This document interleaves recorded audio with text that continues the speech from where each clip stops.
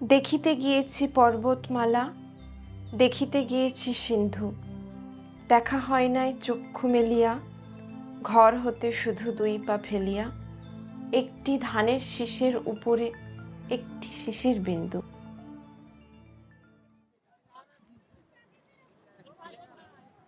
আচ্ছা, এই নদীটা যে যাচ্ছে, এটা কি নদী?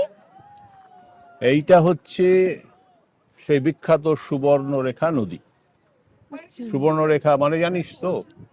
না। সুবর্ণরেখা নদীর নাম হয়েছে, এই নদীতে সোনা পাওয়া যায়, যেত না, এখনো যায়। এইখানে এখনো লোকে এই নদীর জল থেকে বালি ছেকে ছেকে সোনা খোঁজে। ছোট ছোট ছোট ছোট সোনার টুকরো এখনো পাওয়া যায়। এখন এখানকার কিছু আদিবাসী আছে, তাদের এখন কমে গেছে। আগে তাদের প্রফেশনই ছিল সারাদিন বসে বাচ্চা বুড়ো মহিলারা এরকম ওই চালনি নিয়ে ছেকে সোনার টুকরো টুকরো পাওয়া যেত। নদীটা এই নদীটা হচ্ছে শুরু হয়েছে রাঁচি থেকে, ঝাড়খণ্ড থেকে এর উৎপত্তি। রাঁচির কাছে হুড্রু ফলস আছে, সেখান থেকে এটা শুরু হয়ে, ও মানে হুড্রু ফলস হচ্ছে হ্যাঁ, উৎপত্তি স্থল। আর এখান থেকে শুরু হয়ে নদীটা এখান থেকে গেছে তোমার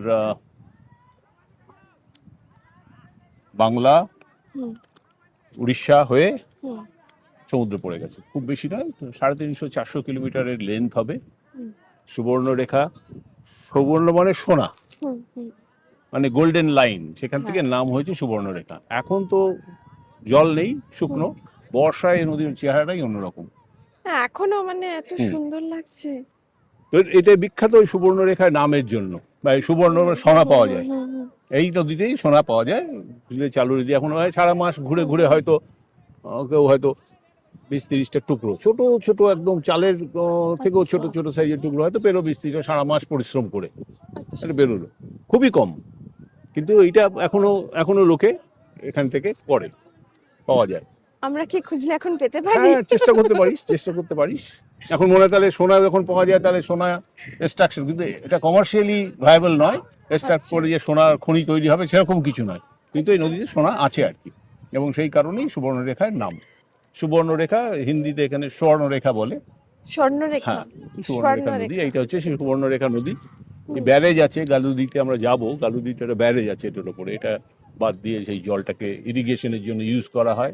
ওই যে একটা চ্যানেল পথে দেখলাম, ওখান থেকে বলছে না এরকম মেদিনীপুরের দিকে যাবে, এটাকে ইরিগেশনের জন্য ইউজ করবে।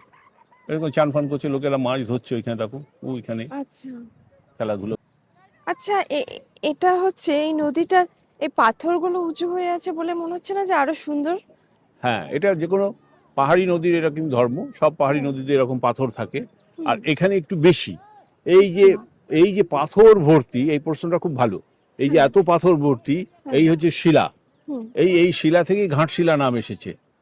এই যে এখানে নদীর যে ঘাট, সমস্ত পাথর, এবং এই পাথর মানে পাথরে ঘাট বলেই ঘাটশিলা নাম হয়েছে। এই শিলা থেকেই ঘাটশিলা নাম, এই জন্য পাথর প্রচুর বেশি।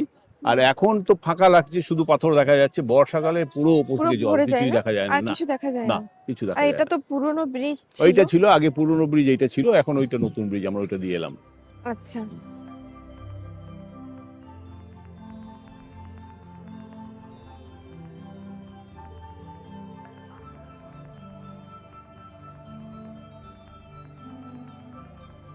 আর ওই যে ওপাশে দেখলি, ওটাকে বলে রাতমোহনা। আচ্ছা, ওটা একটা ছোট্ট জলপ্রপাত আর কি। বর্ষার সময় আরো জলে ওই ধাপে ধাপে জল নেমে চলে আসে। এটার নাম হচ্ছে রাতমোহনা। আচ্ছা। ওই পাশে যে একটা আমরা মন্দির দেখলাম, মন্দির, ওটাকে শ্মশানের মন্দির বলা হয়। একসময় এখানে শ্মশান ছিল। আচ্ছা, এই শ্মশানটা এখানে ছিল, এখন উঠে ওই পাশে চলে গেছে। কিন্তু একটা এই শ্মশানের একটা বিশেষত্ব হচ্ছে, বিভূতিভূষণ ঘাটশিলাতে ছিলেন। বিভূতিভূষণ ঘাটশিলাতেই তার মৃত্যু হয়েছে, এবং বিভূতিভূষণের মারা যাওয়ার পরে দাহ করা হয় এইখানে। এই সেই শ্মশান, ওই মন্দির, এখানেই বিভূতিভূষণকে দাহ করা হয়। হ্যাঁ, এখানে এখন শ্মশানটা নেই, কিন্তু এই শ্মশানেই বিভূতিভূষণকে দাহ করা হয়েছিল, এই রাতমোহনা শ্মশানে। এটা শ্মশান মন্দির, যেটা ওটা শ্মশান ইয়ের মন্দির। যাওয়ার সময় আমরা দেখবো মন্দিরটা। চলো যাই ওদিকে। হ্যাঁ। আপনাদের মতামত আমাদের জন্য মূল্যবান, তাই দয়া করে লাইক ও সাবস্ক্রাইব করবেন প্লিজ।